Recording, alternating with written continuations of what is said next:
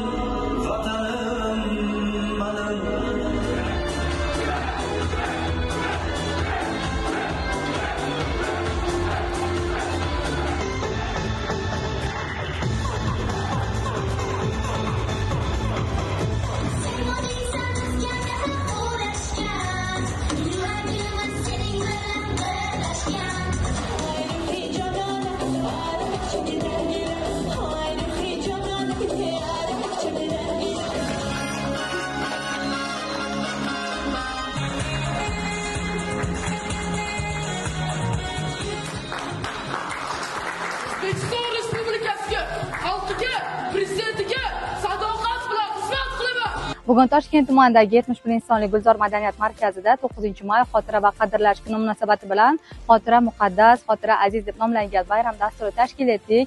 Bu bayramga ushbu Toshkent tumanimizda madaniyat sohasida fidokorona mehnat qilganlarni hamda urush faxriylarini taklif etdik. Bugun ular bilan hamjihatlikda madaniyat bo'limining barcha xodimlari bilan ajoyib konsert dasturi tashkillashtirildi.